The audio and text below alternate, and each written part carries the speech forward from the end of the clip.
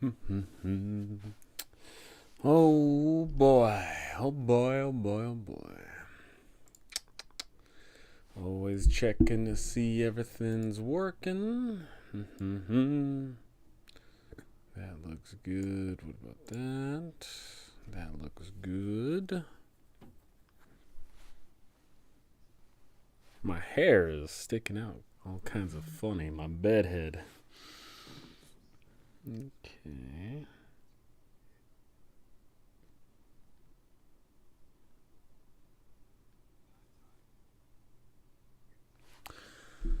What is up, Colin? What is up? Hey, how's it going? You know, I'm. Oh! What the?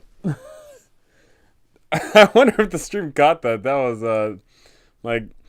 So, yeah, for those of you that don't know, I'm not cool enough to have a green screen. I've got a green, bed sheet, essentially, that I fly from the top of my, ceiling here, and this is one of the clamps. So I'm gonna try and fix that. Conrad, how's it going? Let me see if I can try and fix this real quick. It didn't seem to drop it, but maybe it's gonna be temporary. Hold on.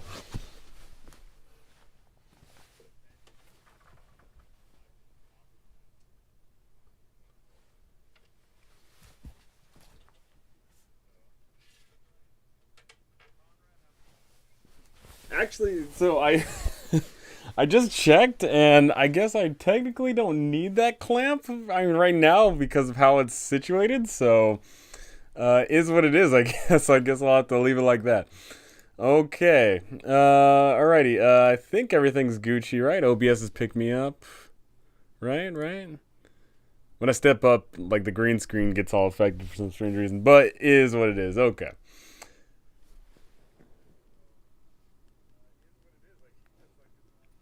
Alrighty, perfect, perfect. Anything else? Hey man, I love your DCC vids. Thank you. I need to make more of them because I've been running quite a lot of DCC, not only for my home group, but I've also ran a bunch of one-shots in my Discord.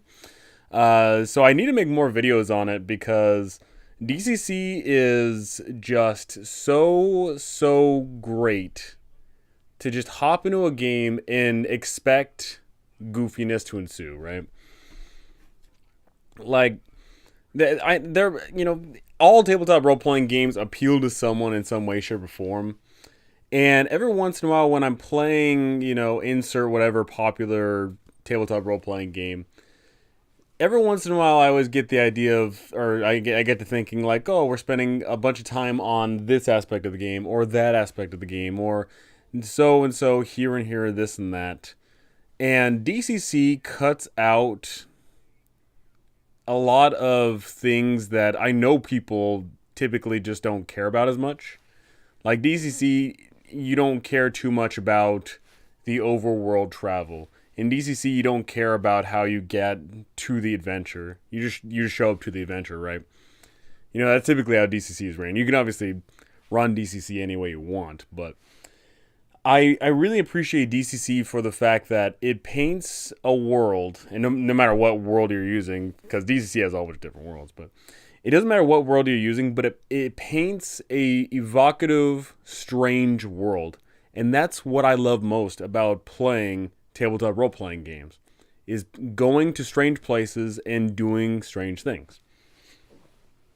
I find a lot of times a lot of people want to paint a world that is, I guess, that for lack of a better term, people want to make a world where it is close to our own world because they don't want to have to explain as much, or they want to draw upon real world inspirations, or they want to do so and so this and that. But I find that I truly get in the mindset of a character when I get to go to a place that is mystical, magical, and I know nothing about it, and I'm asking questions. And I'm not just asking questions as the player, but I'm asking questions as a character. I love when the two sync up of both me and the character don't know anything about the thing, and we're both learning together. I love that. That is unfortunately something that happens when you are playing the insert popular tabletop role playing games, is that you already have some preconceived notions about the world, and because you take from popular inspirations, you automatically know everything. We're like, oh hey, I automatically know that I should close my eyes when I see the Medusa, right? I automatically know that trolls, are afraid of fire in a sense. I already know that, so on and so forth, right? So it's always great to hop into a world where you don't have to worry about that. You just show up and you're going up against strange things. You're going to strange places. You have strange abilities, and it's all just strange. I love it for that, and DCC is fantastic for that.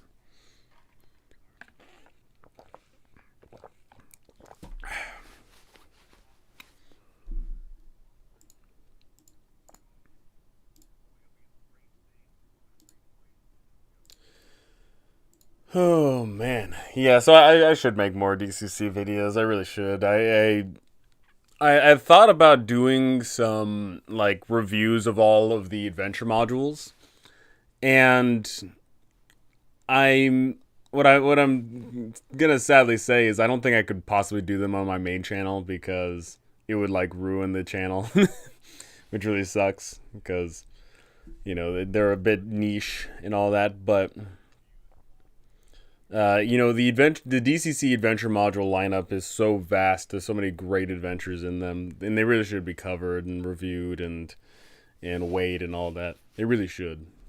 And maybe I will get to doing that at some point, but I don't know if it'll be on my main channel, or maybe I'd have to make a whole separate DCC centric channel. Because I checked recently, and amongst all of the OSR YouTubers, which I'm not technically an OSR YouTuber, the overwhelming majority of my channel is of course D&D 5e. But overall, amongst all the OSR D&D YouTubers, they don't get many views. It's just not a thing because the OSR isn't as big as 5e, and a lot of the people in the OSR don't typically care as much about watching videos about certain things. So it's just a combination of, covering the OSR doesn't get you as many views. And that sucks. But I really do like the OSR, and I think that more of it should be covered. I personally have, like, a crazy amount of views in all essence for my Old School Essentials videos. I made 3 videos on Old School Essentials, and those have, like, one of them has, like, 10,000 views, which is incredible for an old school thing because, once again, most people that cover OSR stuff get like next to nothing. In fact, I'm actually curious about how the DCC videos are. I'm going to take a look at that right now. I have genuinely no idea.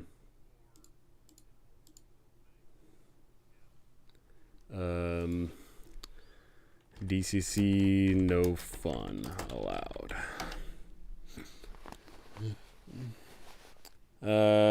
My combat tutorial has 5.3 views. That's pretty good. What is DCC? The intro to it, that's 1.4, and then making a character, not even 1,000. So that's a shame. But I mean, the combat tutorial having 5.3K is pretty decent. I'd say that's pretty decent for DCC stuff. I don't know how many Dungeon Crawl Classics YouTubers there even are. I'd have to take a look. I feel like I've seen 1 or 2, but I genuinely have no clue.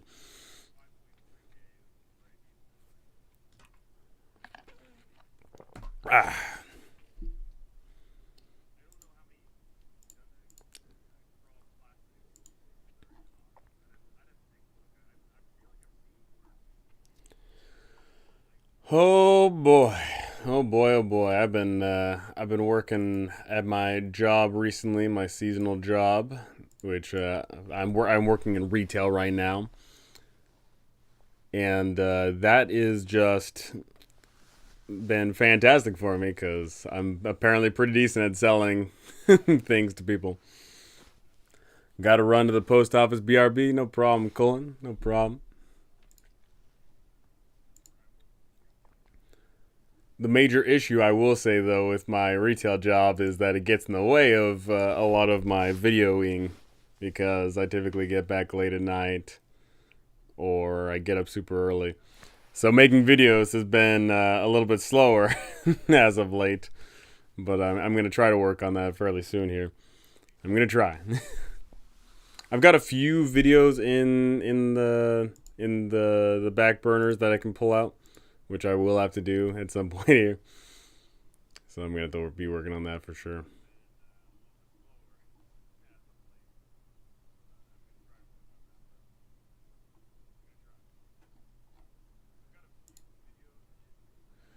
Oh boy, oh boy, oh boy.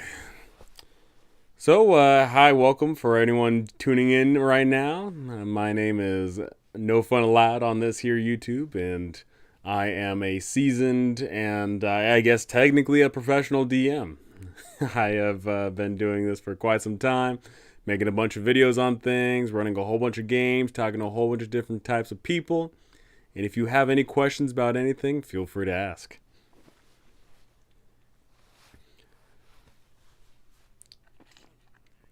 Ah, goodness gracious.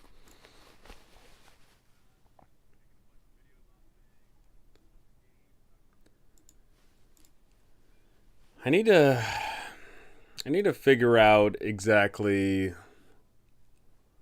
when my schedule is going to be updated. I think that my work schedule is going to be updated like today-ish, and then I'll be able to figure out. Session canceled tonight, so I'm here. Oh, the bane of all of our tabletop role-playing game existences, canceled games. That's honestly just the worst, right? Like, you just want to sit down and have a fun time, and then life gets in the way. Guys, darn it. It sucks. It really, really does. In fact, one of my games, my game yesterday got canceled as well. And a little question at the top of my mind: how to handle player absence and still keep the story moving? Okay, I got you.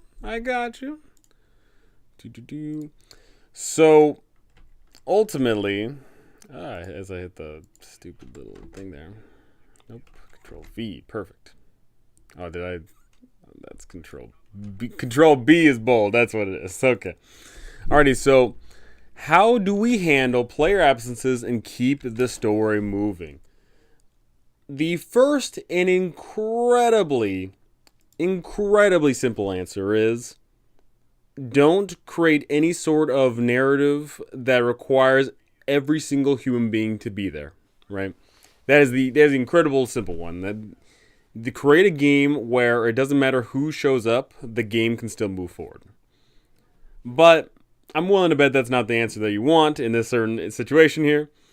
But yeah, so as I'm reading right now, players love to say go on without me, but their stories and decisions matter to the story. So that's ultimately the thing here is you are harping on the story. What is the story? From just like reading the things that you sent right here, that's making me think that the story of your group and your campaign right now is centered on the PCs. But what I would suggest is if you are well, mind you, this is the first suggestion. Yeah, that's not very satisfying.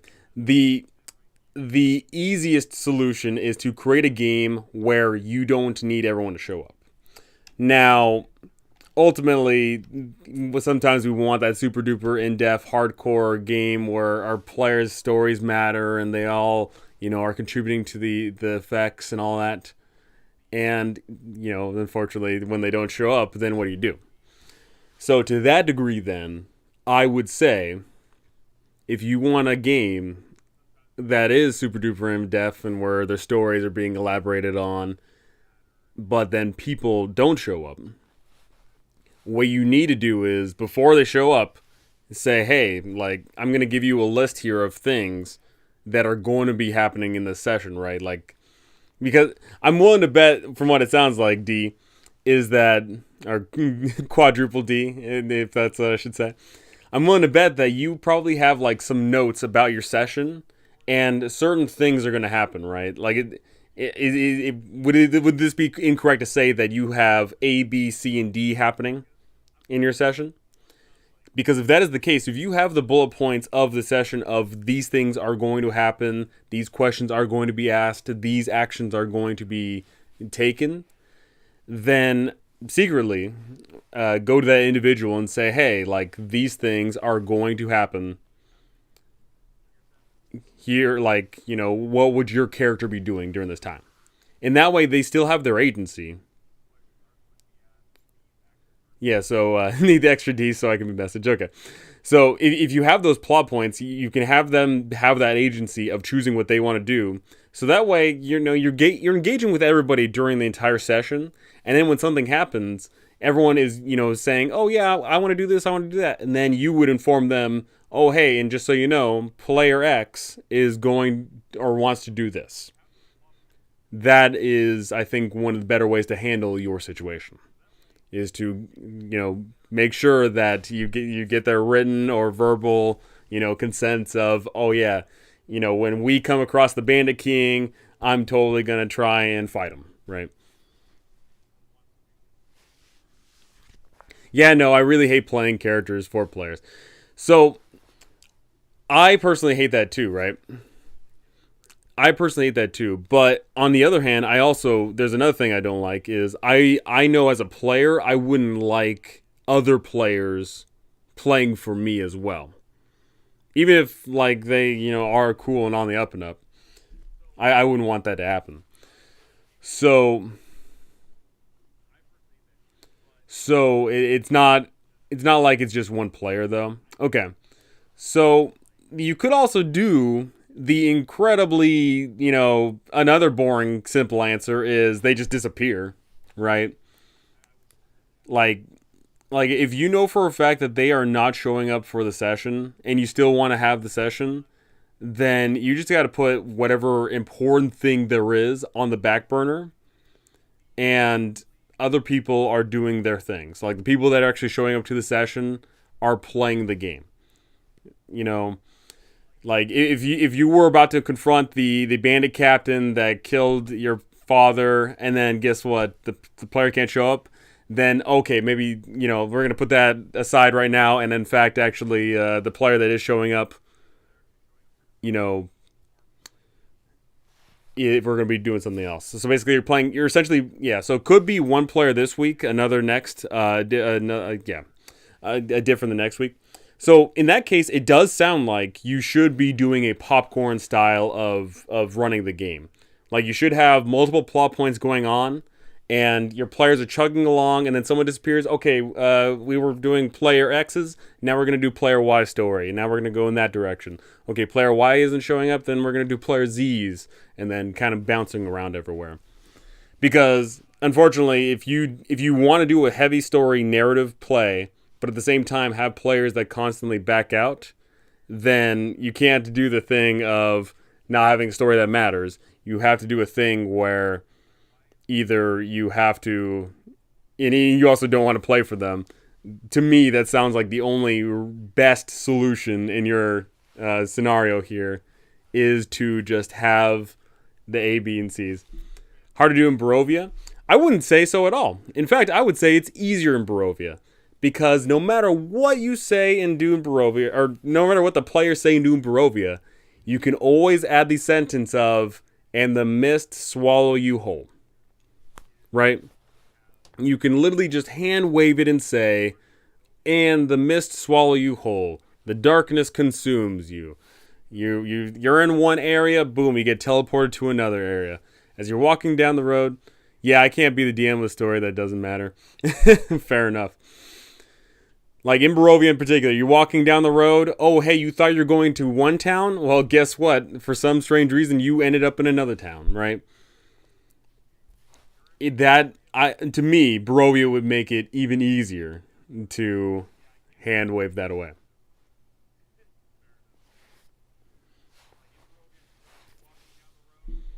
So I'm gonna write that down. I'm gonna say that. Focus on the ones that are there. playing popcorn narrative style play. That's my quick, easy-ish solution. Yeah, but having the mist swallow you whole in the middle of the tavern, it's so clunky. But ultimately, Quadruple D, your players are making the game clunky by themselves by not showing up, right? And the stories that they started, the NPC relationships now have no continuity or meaning. They can. It's just a matter of putting them on hold and then, going somewhere else, right? Like your players are constantly making friends with these NPCs. Those NPCs are still doing their thing, right? Like, the relationship all of a sudden doesn't reset if they're on one narrative plot point and then go to a narrative plot point, right? Like they're still developing those relationships.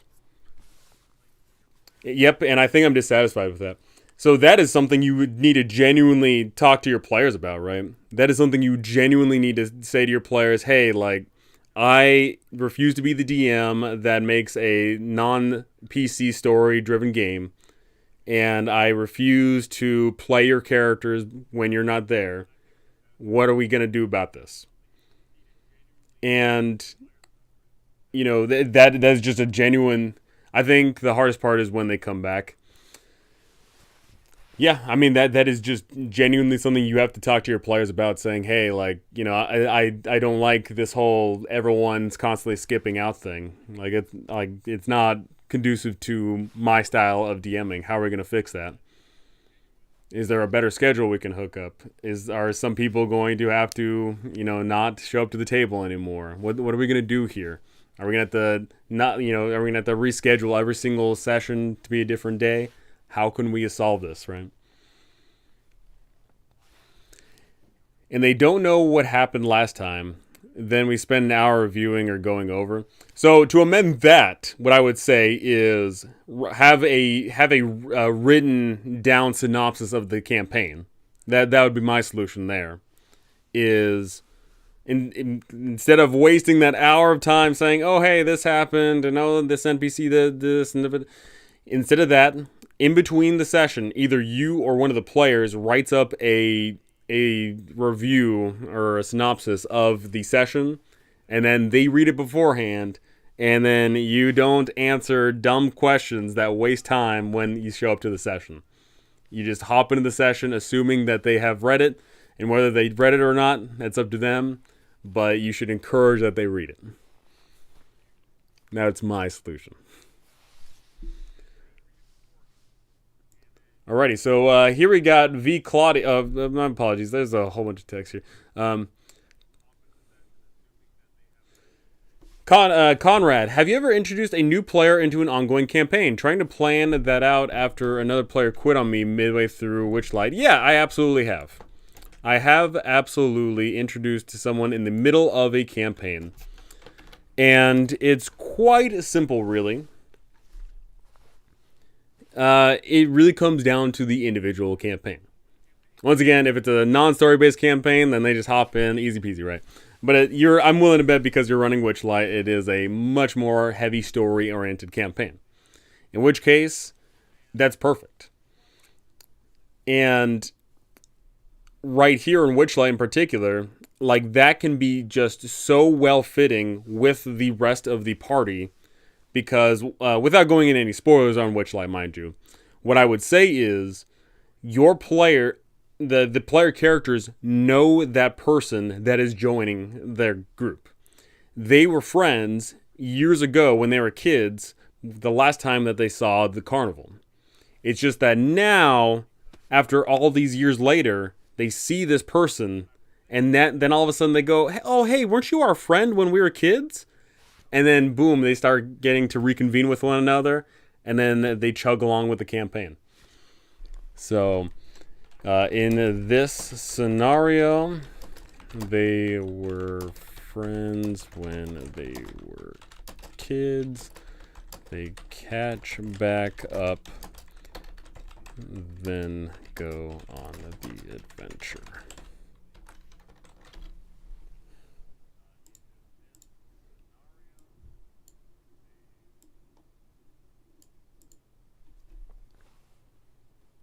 One player now has a no-show, no notice, and who knows if and when they will return. Yep, I've tried so hard to do that, but they just don't. Thanks for your thoughts. Gave me some stuff to ponder. No problem, Quadruple D, no problem. Honestly, the biggest problem is when it comes to those kinds of games where people just, don't need to, or they don't feel the need to review, or don't feel the need to tell you that they're not showing up. Like, that's just a sign of disrespect, right? And you don't want to, and being in a role-playing group, that needs to be a healthy relationship. Like, everybody's involved, right? This is a healthy relationship. And any amount of major disrespect is just not conducive to a healthy relationship. So I would strongly suggest that you re-review your relationship with everyone there, and then try and figure that one out. There are prisons everywhere in Witchlight for to free a new player from. Absolutely, as well. Alrighty, V Claudius. Alrighty, here we go. Hey there. Oh, as I try and do this. Hey there, I have a question. My players tend to power creep in D&D 5e, looking at optimal build and so on. What is your point of view on that, since I don't want to limit them, but I feel twisted?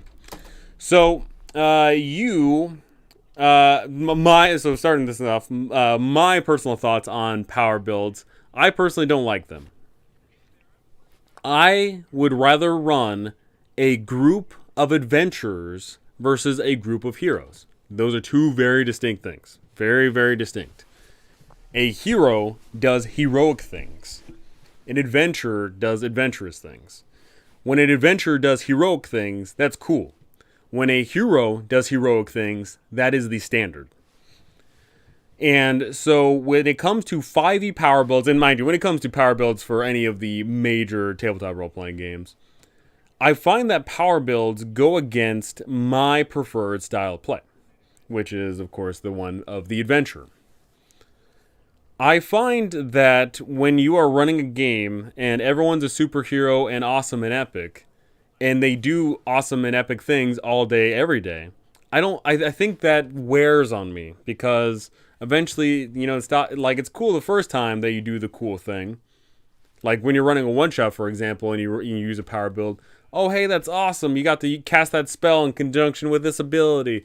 Oh, as the martial person, you're able to do this thing. Oh, that's cool. But if you're running a campaign, I feel like it just starts to not feel as cool, right? Because you do it the first time, then it's cool. You do it the second time, it's not as cool. You need to keep on doing it again and again, and it's not as cool.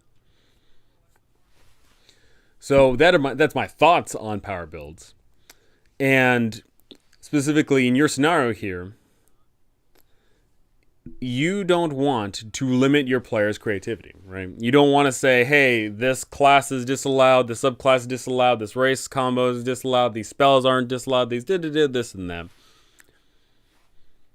But at the same time, you have to present a challenge, because the whole point of most tabletop role-playing games is presenting a challenge. Most of the time, you want to present a challenge so that they feel accomplishment. Because if there is no challenge, there is no accomplishment. If your players open a door and then they get to the end of the dungeon and they get all the treasure, cool, we got the treasure, but you didn't earn it. You open the door and then there's a dragon inside. You fight the dragon and, half of you die, and then the other half get that treasure chest. Oh, hey, half of us died. That was super scary, but we earned that treasure. That's accomplishment right there. But in this specific scenario, you put the dragon in there, and then nobody dies, and the dragon gets one attack in, and everyone beats up the dragon, and it was almost as if the room might as well have been empty, because you just spent the last 2 hours or hour and a half or whatever on fighting this dragon that basically didn't do anything. It didn't threaten anybody, and we essentially just spent, an hour to 2 hours just showing off how awesome the PCs are, right? Yeah, I just find it very, very difficult to write proper challenging encounters which are not too weak or strong. So, what my solution here is, there is no single encounter to challenge PCs. Not a single one, right? Because if you're running a game where, specifically referring to 5e here, if you're running a game where there's only one encounter in between the long rest, where you get all your health back and all your resources back, then it has to be challenging enough to drain their resources, while at the same time it can't be impossible. And what I'm here to tell you is to thread that needle between those two things of lethal and challenging. It like the it's like this, like that. It is so tiny, it's so minuscule. So you can't do it in one encounter. What you have to do is you have to drain the resources over time. It's not one encounter that challenges them over the course of the adventuring day. It has to be multiple encounters. It has to be multiple traps. It has to be multiple scenarios. It has to be multiple monsters. It has to be multiple X, Y's, and Z's. So I don't know what level in particular you're at. Maybe you could tell me in the chat here. But regardless of the level, I would say literally anywhere between levels 5 through 20, you need to have a whole bunch of encounters throughout the day that constantly drain the resources and challenge both the characters and the players.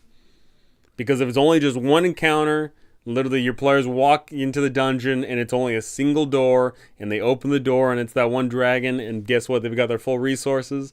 That dragon's not going to be strong enough to fight them.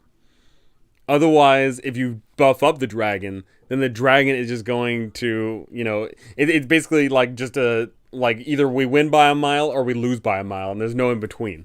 Like, that's not cool. Right now, 6. Okay, so yeah, 6 is a great example, right? So think about how many resources they have at 6th. Every single one of them has 6 hit dice.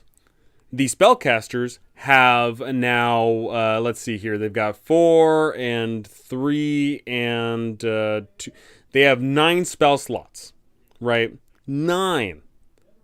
They're never going to be able to cast 9 spells in one single encounter, right? So you need to make sure that they're using their spell slots throughout the day. And then, what are the resources we're looking at here? Looking at all the abilities of, like, you can use this a number of times equal to your proficiency bonus. You're probably not going to be doing that in the course of a single encounter, right? And so on and so forth, and da-da-da.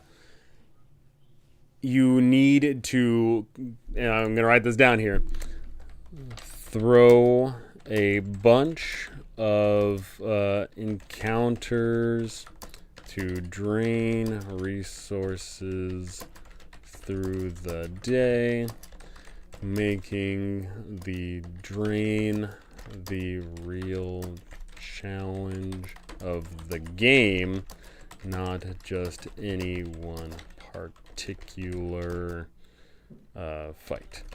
Because ultimately, I think that going up against the vampire in its lair is way cooler when you've been battling all of its minions, and some people are more injured than others, and you're missing a few spell slots here and there, and you're missing a few abilities. I find that a lot more intriguing, both as a player and a DM, than it just going into the place and fighting the vampire in just one big old fight, because then it's like, I don't want to play to the superhero fantasy all the time of just, constantly being at full health and constantly having a full spell slot repertoire and constantly having all my resources.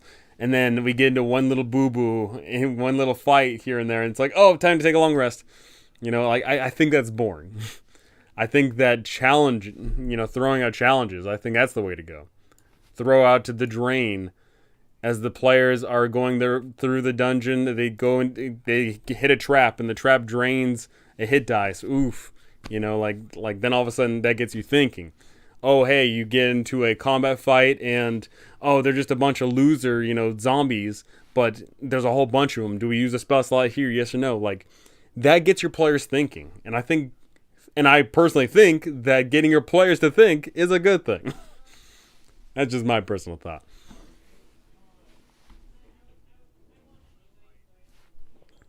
My DM just threw us a 23,600 XP encounter as a 4-person party at level 10. Third encounter of the day. You DM people can be mean. So, what I will say about specifically 5e's XP threshold in regards of XP is it is completely borked. It is absolutely broken. The XP for 5e was not well thought out and is a terrible system. It doesn't work well. It technically does function, of course, but it doesn't work well. A perfect example of that was I had a party of 8 PCs fight 4 T-Rexes. On paper, that is an incredibly disgusting fight. On paper, that is the PCs should get walloped. Like, if you type that into like Kobold Fight Club or whatever, XP thing, that right there should be all PCs dead.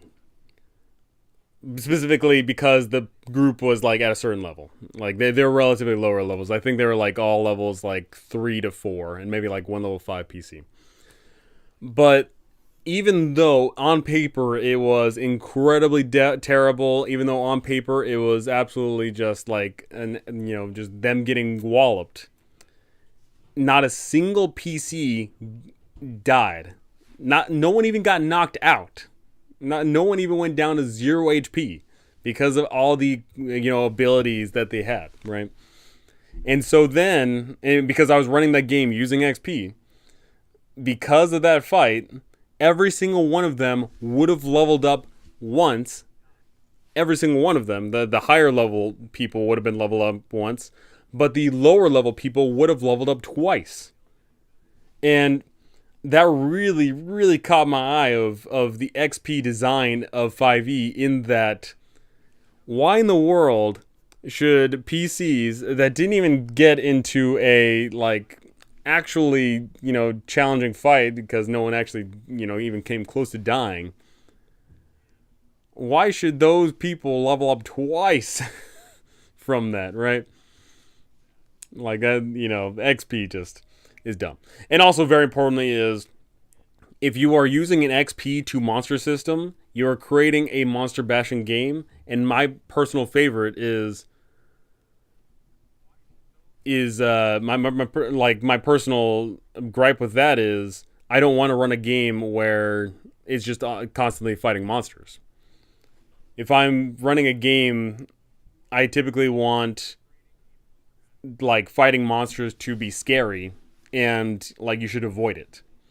So I personally prefer XP systems where you get XP for gold acquired, or you get XP for reaching a certain destination, or you get XP for doing X, Y, and Z. So, my gripes with 5e's XP system is well documented. Hello all. Hello, Scott. How's it going? Yeah, I try to have at least have a last encounter at the edge of a hard and deadly, thinking that was a good benchmark. Nope. Nope. How do you guys know we'll survive, or do you just shrug? How do you guys know we'll survive? So, I personally run games where I don't know if the PCs will survive. And I tell my players this. My players will know it. My players know that I will throw encounters at you, and I don't care if you live or die. Because that makes surviving a reward in and of itself. I know for a fact that there are many DMs out there, and I've actually ran some polls of this. I know for a fact that there are a lot of DMs who will purposefully dial in the reins so that they don't kill PCs. And I know for a fact in my mind how my mind works. If I was playing in a game and I knew my DM was taking it easy on us, if I knew my DM was purposely, fudging numbers so that we succeeded no matter what we did, I would get bored of that game. I genuinely would. I would not have a good time playing a game where if we're going up against the monster purposely acts dumb to not kill us. where if we mess up, all of a sudden something comes and saves us at the last moment. I would not get enjoyment out of that game. But I know some people do. I know some people don't want to play in a game where their PCs can die, but I want to play in a game where surviving is its own reward. I tried to creep the challenges up slowly and add more encounters as NFA has recommended. Heck yeah. But I've also killed 3 PCs in the 2 campaigns I'm running so far, lol. We're playing with milestones. I was just curious because it ended on a daunting cliffhanger last week. Yeah, I mean, Milestone, I think, is, like, without a shadow of a doubt, it has taken over modern RPG-dom by storm. Because it's just so simple to say, hey, you know, you'll get a level up when you defeat this bad guy. You'll get a level up when you clear this dungeon. You'll get a level up when you activate the holy artifact, you know. Those milestones are so incredibly easy to lay down for not only the DM, like laying them down for themselves, but also laying it down for the players saying, hey, you level up if you do X cool thing. Go do X cool thing. I find that's a lot more... I find Milestone, in that regard, a lot more rewarding than getting XP for killing monsters as well. I do gold for XP to level 3. XP to level 3? The YouTuber?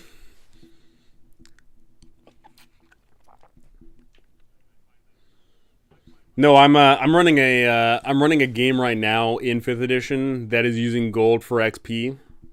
And let me tell you, that is rewarding.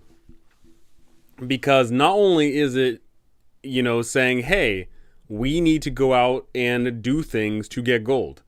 That's also saying, hey, we don't want to get into any unnecessary fights. We want to do everything in our power to skirt around. We want to just grab the gold and go. And that creates this fun, you know, Conanian, roguish style feel of the game, which I thoroughly enjoy. And also, in that game, I roll for the for the random treasure. So it's not me saying, hey, this dungeon, you know what? This dungeon's got exactly 5,000 gold. No, I roll for it using the DMG table. And it is genuinely, like, interesting to be like, oh man, you know, is this going to be a good haul? Yes or no? We're going into this dangerous lair. Is it going to be filled with a whole bunch of, you know, whatever? And, like, that's so rewarding. That's so good. I love it. Also, with that game in particular, that game is also... that game is 5e. So that game in particular is using short rest 8 hours, long rest is a week. And in that game, like, you know, like, you can't just... If you get into one fight, you can't just take a long rest because... You know, it'll be a week. You can't just all of a sudden be in the middle of the dungeon and be like, all right, time to take a nap. No. You're basically screwed on resources if you do that. So, I'm really liking that game a lot.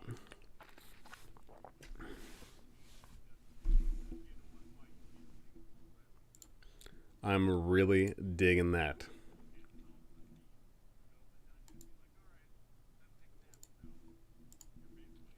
Wow, that rule set sounds awesome. I'm digging it. I'm not going to lie, I'm digging it.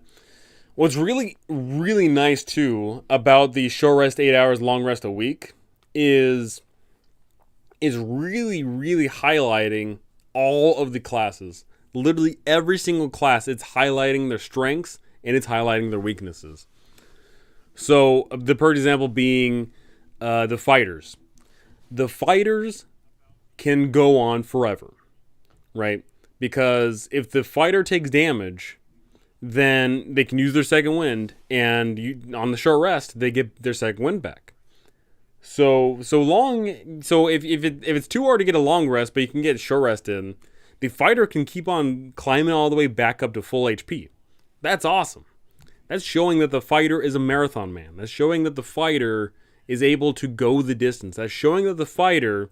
where everyone else will eventually get tired, tuckered out, winded, and just defeated, the fighter will be standing on top. That is cool. But then to contrast that, like, let's say, for example, the wizard.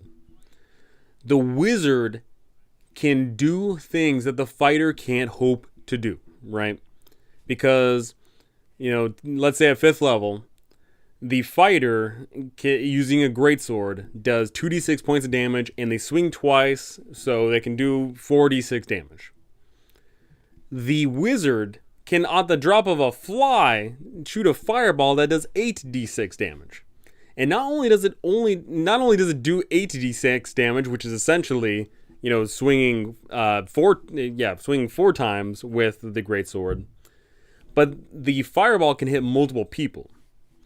So that amount of burst damage is incredible. The fighter could never do 8d6 damage to multiple people in a single round. Literally never. They just can't do that, right? But it's so cool that the wizard can be just this clutch, I'm going to hurl this thing and it's going to be epic. But hey, I cast that fireball and for the rest of the week, I can't. I got this get out of jail free card spell of fireball, and then, hey, I can't do it no more, fighter. It's up to you. And then you look at the other classes. Oh, you know what's a real highlight of that campaign? The Bard. So, for those of you that watched my video on the 1 D&D Bard, and me talking about how I didn't like the changes, one of these changes would, in fact, weaken the Bard.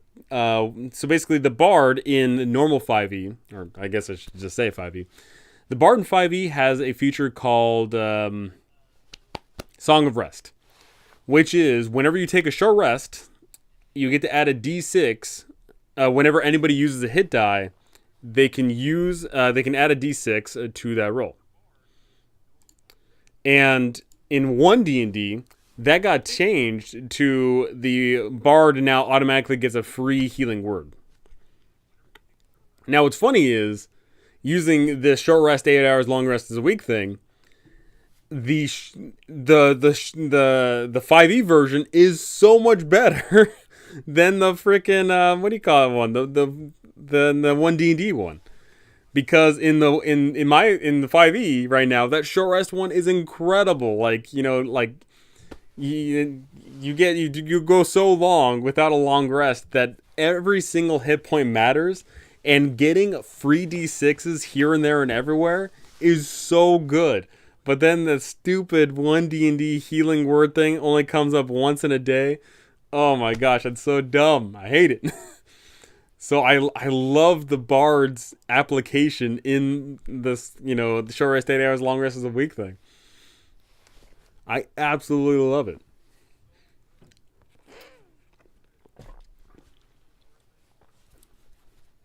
And then I'm trying to think of the other highlights of that campaign too.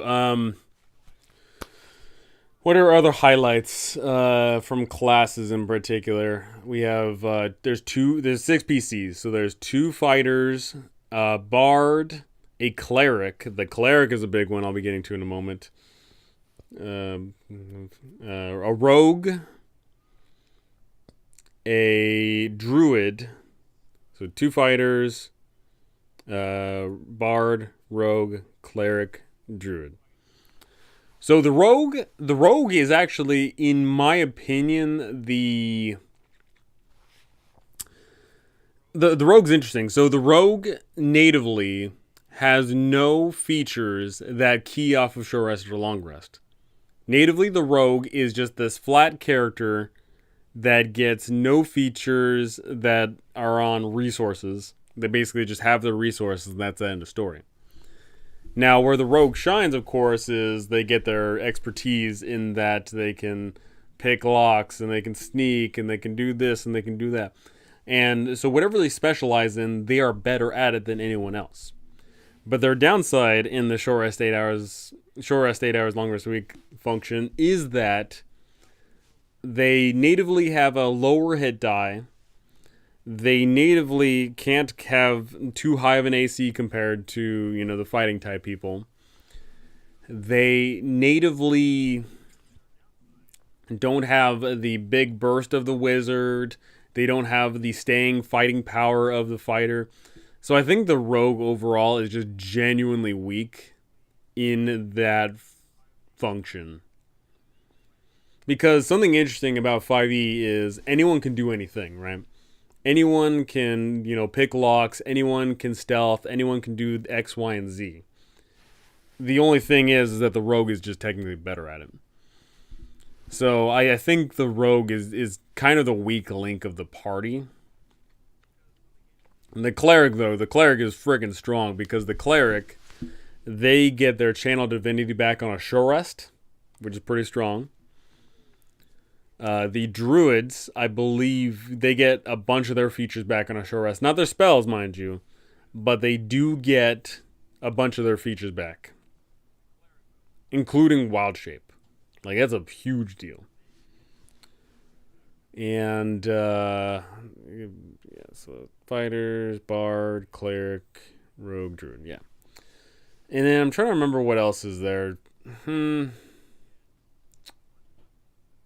Warlocks, warlocks would actually be pretty strong in that game too because they get their spell slots back every single day versus, the other people don't get their spell slots back every single day.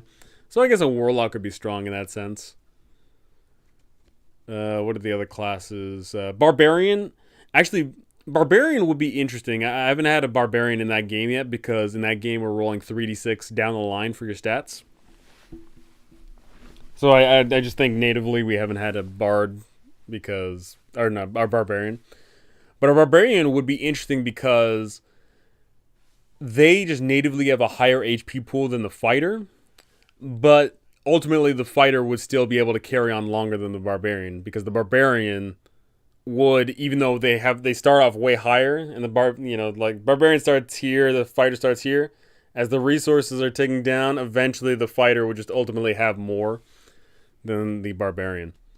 And I'm actually curious about that. I'd have to grab my player's handbook real quick, but I'm trying to remember, do barbarian rages come back on a short rest or long rest?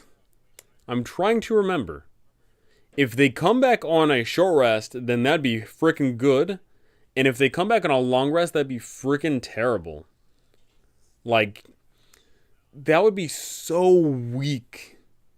In fact, I'm going to grab my player's handbook right now. I need to look at this.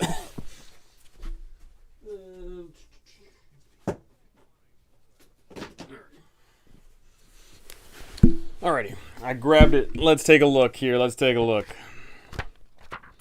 Boom, boom, boom. Barbarian. Where are you at? Rage. Once you have raged the number of times shown on your barbarian level in rages column, you must finish a long rest before you can rage again. Wow, that is bad. Okay. Man, that is a tough one.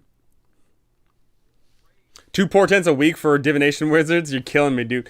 See, that right there is a great nerf to divination wizards. Are you kidding me? God dang, every single day, divination wizards just roll and they can just plug those dice wherever they feel like it. Oh my goodness, but only getting it twice a week, like getting, 2 dice that you can, mess around with a week, like that's great. And mind you, when I say a week, that isn't basically like you're always activating the long rest. What it means is when you're out adventuring, you're just adventuring. And you could be potentially adventuring for days, if not weeks on end. Right? So, because in that game in particular, that one is using Tomb of Annihilation, and they're going out to the jungles. And they're out in the jungles for weeks on end. So, and then they only get the long rest if they're at a defensible location and they don't get attacked at all, which would only be specifically some forts or, the town. Right? So, only 2 portents for essentially a whole expedition. Like, I think that's perfectly fair. And I think that's really, really, interesting of, oh, man, I rolled, a 2 on my portent. I rolled a 2 and an 18, and we're going to be out there for weeks. When am I going to use these, right? And you can plug them in at, just the right opportunities. Oh, man, that'd be great. Berserker Barbarian Ultimate hard mode in that campaign. Oh my, that's a huge thing too. So exhaustion. So exhaustion is a tremendous deal in that game because exhaustion only ever comes back when you complete a long rest. And so to that degree, if there's any sort of function that gives you exhaustion, that hammers you. And also another side rule is whenever you get knocked down to 0 and come back up, you take 1 level of exhaustion, just flat out. Because like in that game, I don't want there to be any of that, whack-a-mole, go up, go down nonsense. No, if you go down and you come back up, you have 1 level of exhaustion. So throughout the entirety of the remainder of the expedition, you have another level of exhaustion. And that doubles too, because if you take 2 levels of exhaustion, then once ultimately you get to civilization or wherever you're going that you can take a long rest, that would ultimately mean to get rid of your levels of exhaustion, you'd have to take that number of long rest. So I've had it before where someone had 2 levels of exhaustion, and thus instead of spending 1 week in town, they had to spend 2 weeks in town. And that's a great addition to the game because that affects gold. I know that a lot of people run 5e where gold doesn't matter at all whatsoever. But in this game, gold does matter. Because in this game, you're having to pay for room and board. You're having to pay to resupply. You're having to pay for the hired help and all that. You're constantly spending your gold. And, like that just becomes a thing of, oh, hey, we're going back into town and we're going to be spent like, oh, so-and-so has 2 levels of exhaustion, so we're guaranteed to spend 2 weeks in town.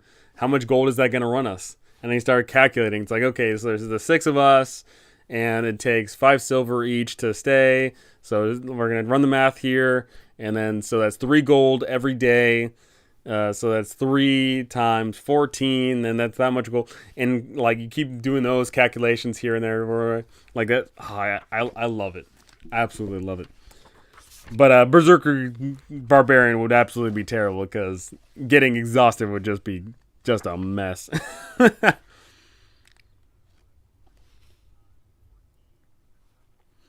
That would just be a mess.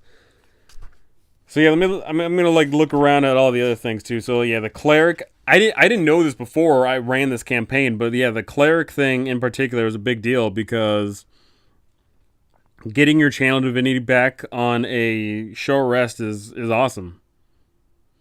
Like that's incredible because almost every channel divinity is great, and just turning undead, even in a campaign full of undead, like that's great. Druid is specifically wild shape. Then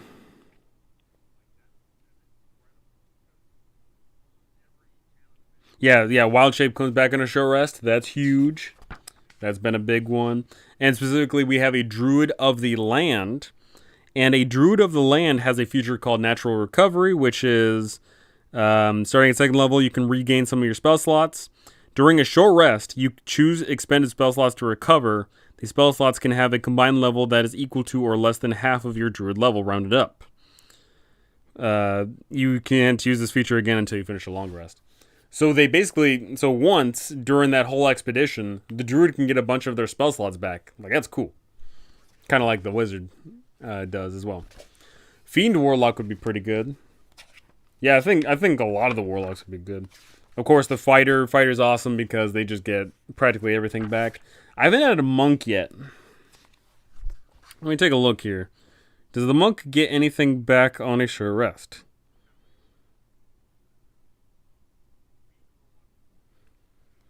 Oh, interesting. The monk gets their key points back on a short rest, so that's good. Monk can just constantly keep blowing through their key points here and there and everywhere. That's cool. That is interesting. Paladin.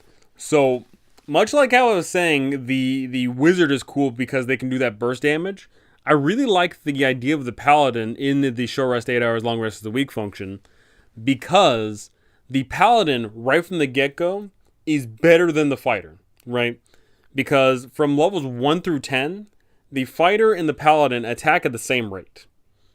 It's just a matter of the paladin can choose to just blow people out of the water when they decide to hit, when they finally get a hit. So for levels 1 through 10, the fighter and the paladin is just a better fighter. Mind you, they're a better fighter at the start of the day. But eventually, once they drain down their resources over the course of the adventuring day, then the fighter becomes the better fighter. So I really like that, dichotomy there of the paladin gets all their spell slots and lay on hands and their little features here and there, versus the fighter, they just have their tools of the trade, but their tools of the trade just keep coming back, baby. Ranger, I haven't had a ranger yet. Would ranger be any good at all? What do rangers get these days? I don't know if a ranger would actually be good in that setting. Yeah, I think a ranger would just be a worse fighter, honestly. I think a fighter would be a better ranger than the ranger. I already talked about the rogue, the sorcerer. The sorcerer gets their something back, right? Nope, they get their sorcery points back on a long rest. Interesting. Interesting. And then Warlock here. Warlock, of course, just getting their spell slots back every single day would be baller.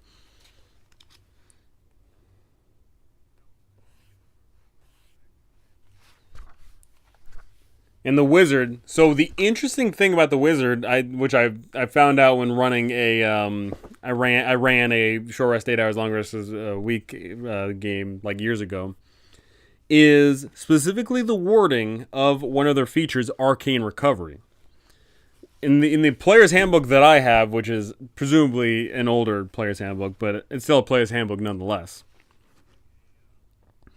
it says specifically, once per day when you finish a short rest, you can choose expended spell slots to recover. And I remember having some rules lawyers saying, hey, it says in the player's handbook you can once per day when you finish a short rest. How does that work? And of course, a ton of people were saying, oh, it's in the player's handbook. It's how it is. No, screw you. You get one arcane recovery before a long rest. It's funny that there is some vernacular that is specifically written for the idea that you're running a short rest 1 hour, long rest 8 hours campaign. It's funny how that is. I wonder if they'll clean that up in 1D&D. I don't know. Okay, I looked at all that. All right. But yeah, interesting stuff for sure. Savage, man. You gotta lay it on them.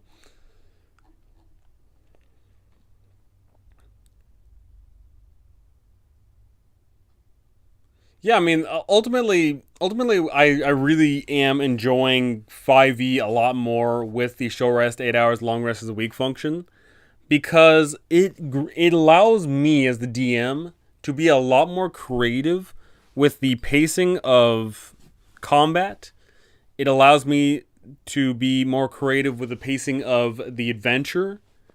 It just allows me to be more creative, because ultimately, when I'm running the game natively as short rest is 1 hour, long rest is 8 hours, that means everything needs to be just blaring at you. Go, go, go.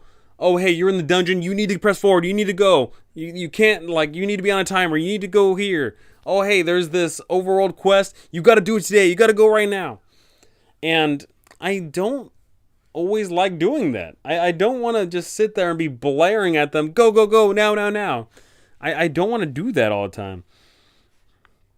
And it's so great because Divination Wizard do get lower slots back for casting divination spells. See, that's a cool function right there, right? That makes your decisions matter. Because I promise you, in the average game of 5e, where you don't go through all of your spell slots, that feature never comes up. I don't know. Like, I'm willing to bet I could ask, like, 100 people who play Divination Wizards, and I'm willing to bet at least 95 of them had said that that feature never comes back, right? Or that feature never gets used. So, like, a per example is who was saying Curse of Strahd? Quadruple D was saying that he's running a Curse of Strahd campaign, right? And without going into any spoilers for anybody, I'm not going to go into spoilers. But that's such a cool concept of being like, oh man, it is scary out there in the world. It is so scary to go out there because if we take damage, like, it sucks. You take damage and it's just, you're scared. Yeah, rarely. Actually, you rolled a 1. How's it going, Gojira? How's it going? You know, like, it's so great to have this feeling of, like, having to actually think. Because I promise you, just most people don't have to think about it. I love getting people to think about their choices, their decisions, their actions. I like that. Instead of saying, "Oh, hey, the town is having a like the cult is performing an evil ritual, and you've got to go blaring through the dungeon today, right now, go go go." Instead, it's, "Oh, hey, the cult is enacting this ritual. By Sunday, you need to stop them," and then that can give you some time to think. And oh, hey, there is, I'm just like trying to think. Oh, another great example is like having wilderness matter, right? Because a random encounter doesn't matter in the wilderness if you get into one random encounter and then you take a long rest and then you go to the dungeon. But if you go from the town to the dungeon and you get into a random encounter along the way, then you sit there and be like, oh man, should we even bother keep going to the dungeon, or are we going to go back to town? What are we going to do? Like, I love it. Yeah, I've seen like 3 divination wizards between my recent campaigns, and I can think of maybe 2 times the divination spells were ever used. Most of the time, those goofballs just shoot fireballs because the game rewards you for doing it. As I mentioned with the comparison of the fighter versus the wizard, right?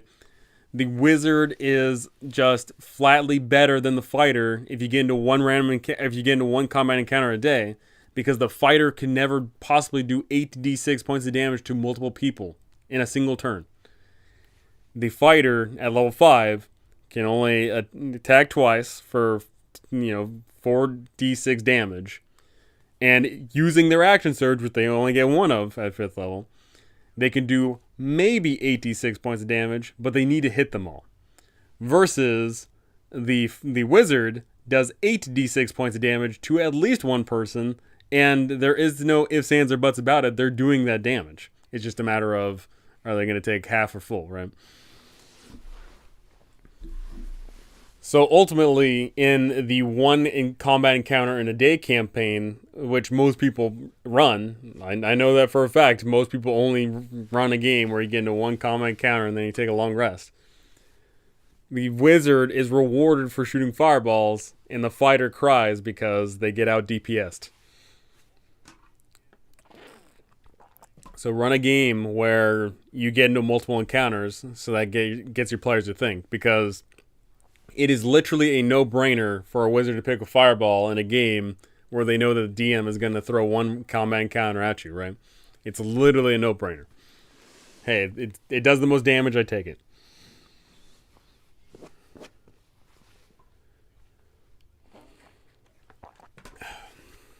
Get your players to think.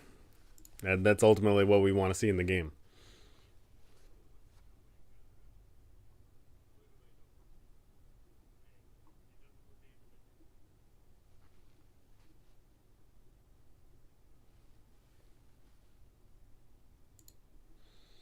The wizard lies and the fighter cries. Oh, poor fighters, poor fighters.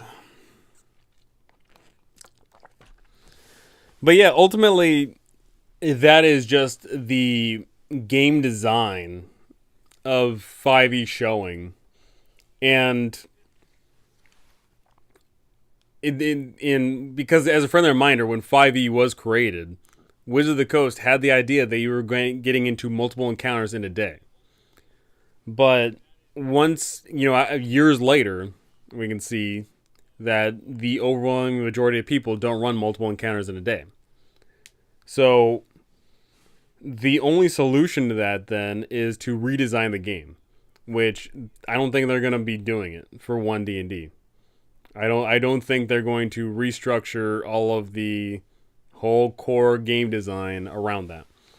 And we've already seen a few of the 1D&D designs, and it's clear that they're not going to restructure that in any way, significant way, shape, or form. And in fact, actually, they're even more heavily leaning into that, in that the long rest got buffed. The long rest, which is you get literally all features back, you get your full health back. The only thing that was missing in 5e is that you only get half of your hit dice back. Now they removed that. So now long rest are even stronger. So they're really leaning in toward the super high pulp action fantasy of you take a little nappy new and then you're from the brink of death, you're now fully healed. Which isn't what I want out of the game. It's not what I want.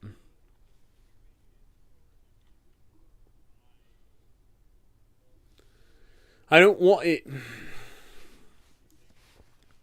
As a certain Jon Snow once said, I don't want it.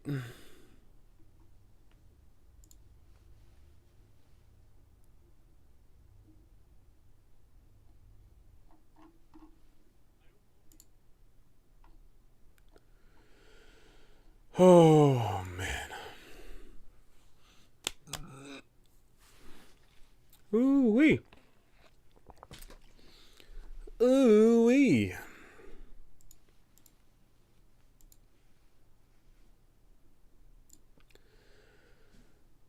Okay.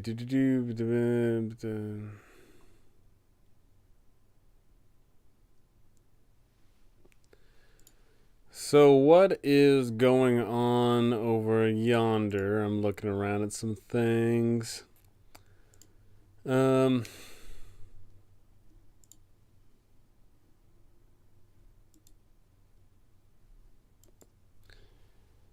What is going on around here?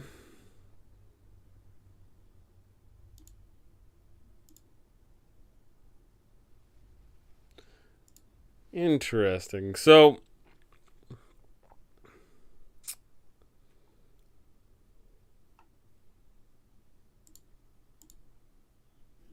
okay. Alrighty, so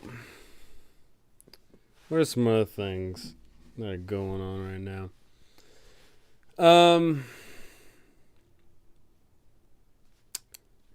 trying to think here. I already discussed the whole shortest 8 hours, longest week thing. There's so many ways.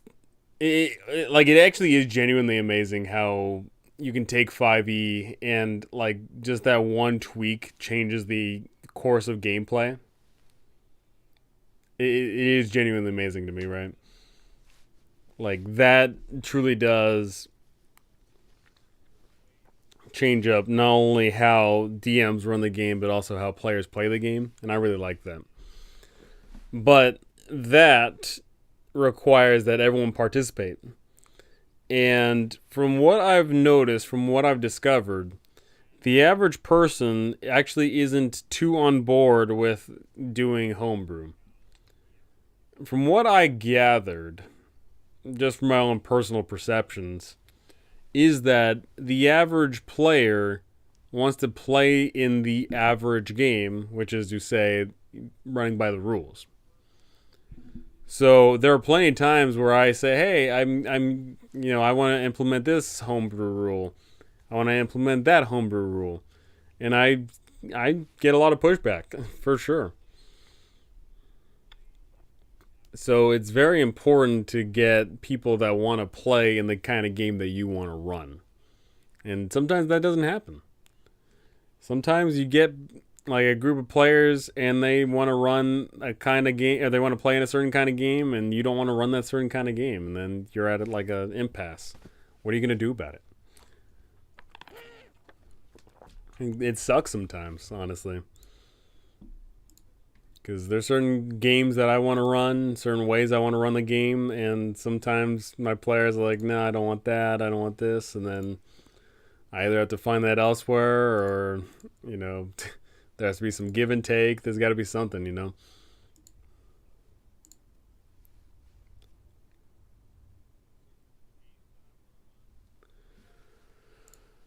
Oh.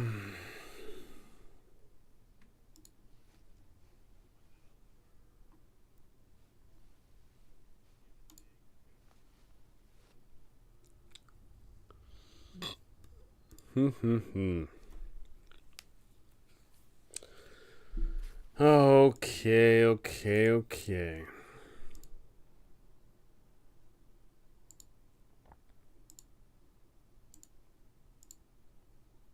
Interesting. Alrighty, so yeah, as a further reminder for anyone watching, listening, lurking, if you have any questions, feel free to ask them. I'm totally on board. I need to have some things brought up here. I think at this point my players love the pain. They love the pain. Oh no. Sounds like you got a bunch of either sadist or masochist. One of the two. They either like inflicting the pain or they like taking the pain. I throw enough wolves their way that they enjoy it when I put up a big one up there. It's always good to throw in a direwolf. Direwolves are always, just like, wolves are just such a classic monster that you throw in a direwolf and it's like, whoa, that's not a regular wolf. That's something new. Actually, I do want to run Curse of Strahd using the short rest 8 hours, long rest is a week thing. However, what I will say is something important about the way I'm running the short rest 8 hours, long rest is a week thing is random encounters. That's the important part, is random encounters. And that's something I need to make a video on at some point. But random encounters being tied to time is a good thing. Saying, hey, for every hour you spend out in the wilderness, I roll a dice, and if I roll this number, then a random encounter happens. Then that's also pressing into the very important aspect of the game, which is time.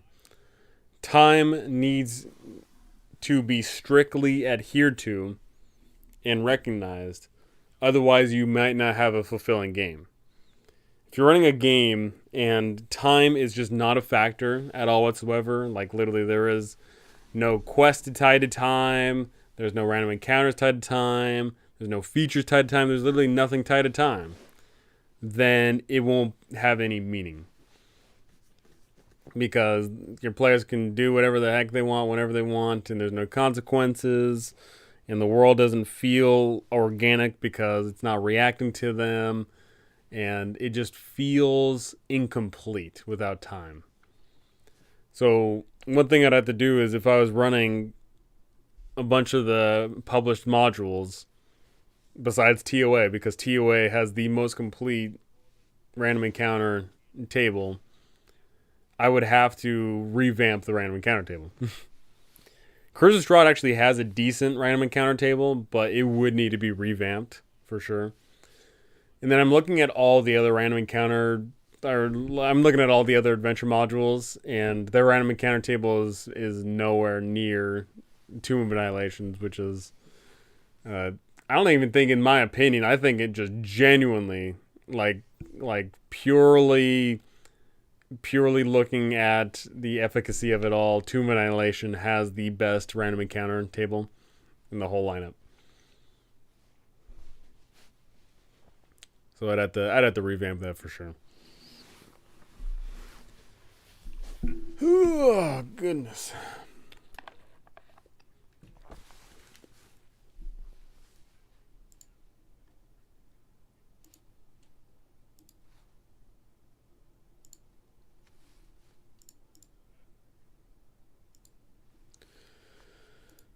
Um,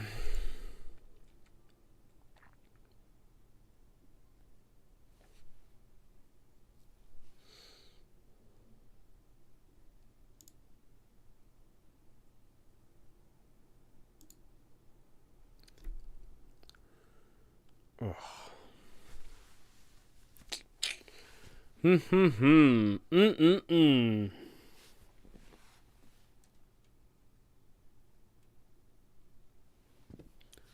Oh, that's good.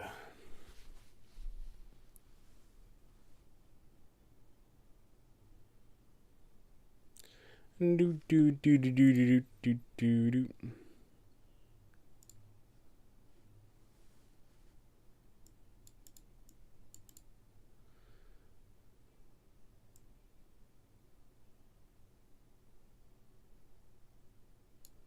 Okay.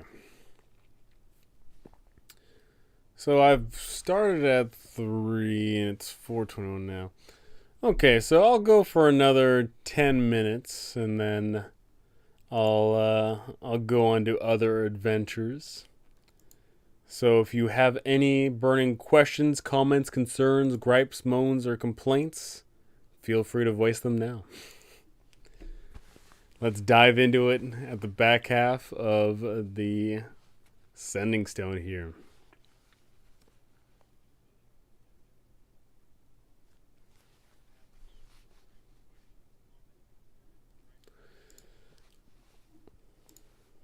Oops.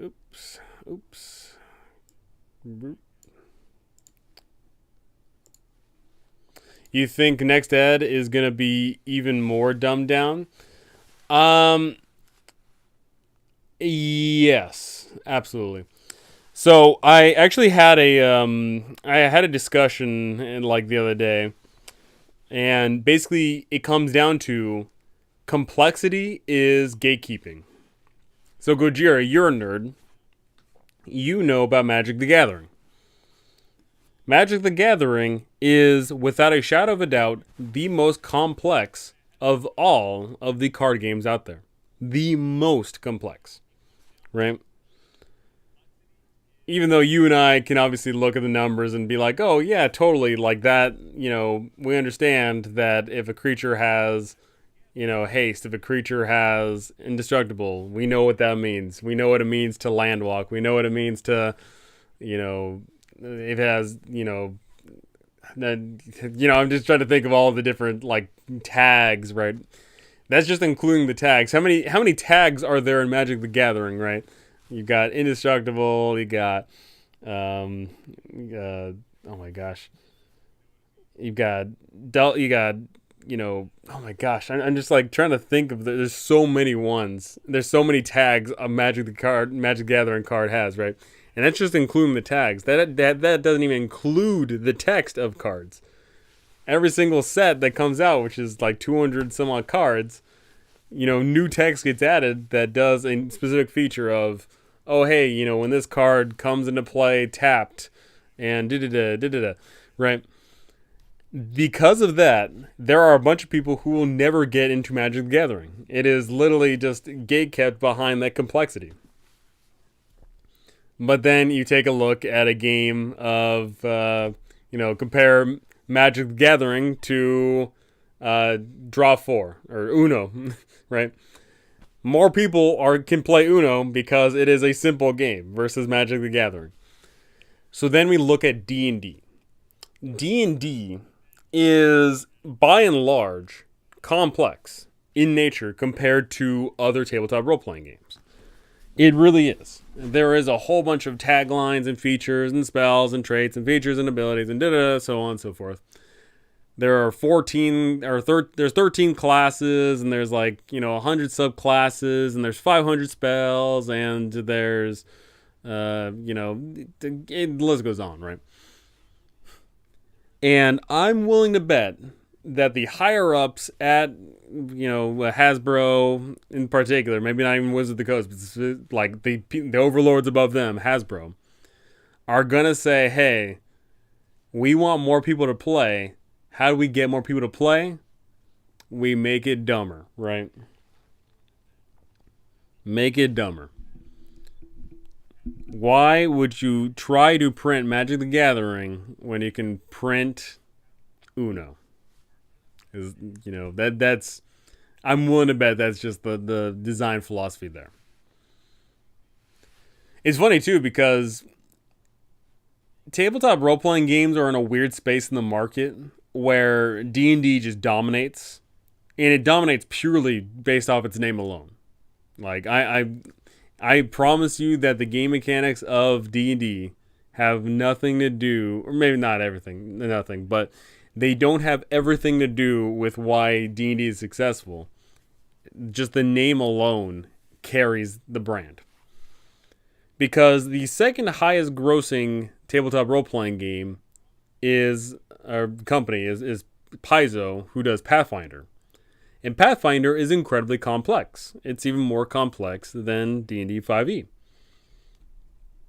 And it's astounding that the two biggest companies are putting out relatively complex games.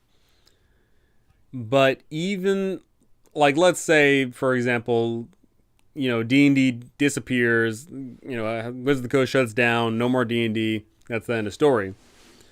I'm willing to bet that Pathfinder wouldn't shoot up to being anywhere close to what D&D is now. Because ultimately a bunch of people would move over to Pathfinder, but at the same time there'd be a bunch of people who would say, "Oh, gross, that's too complex. I don't want that." And then they'd play something similar to D&D, or they'd play something that's a bit simpler.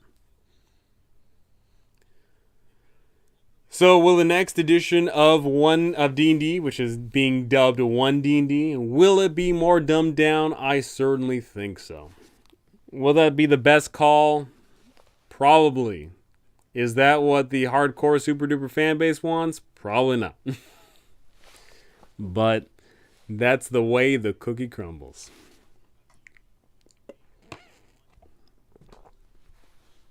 And that is the way.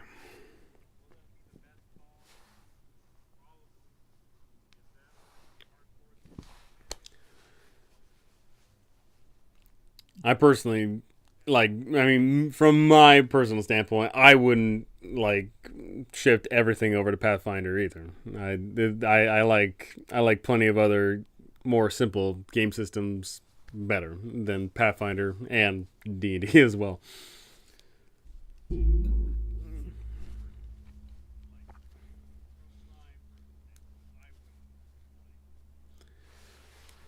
It just comes down to trends in the market, and comes down to brand recognition, and it comes down to a lot of things. Like there's never any one reason why anything is successful.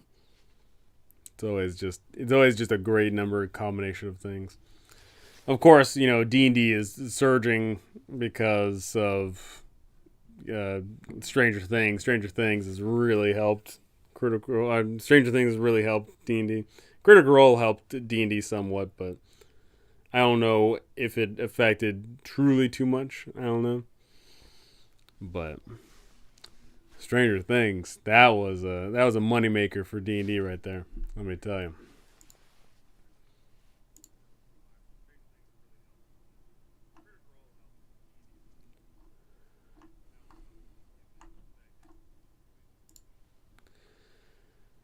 Oh.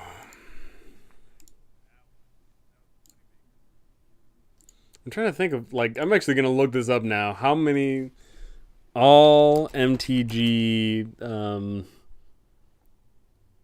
well, what would, keywords, yeah, keywords. How many keywords are there in Magic the Gathering? Because it's got to be in the hundreds at this point.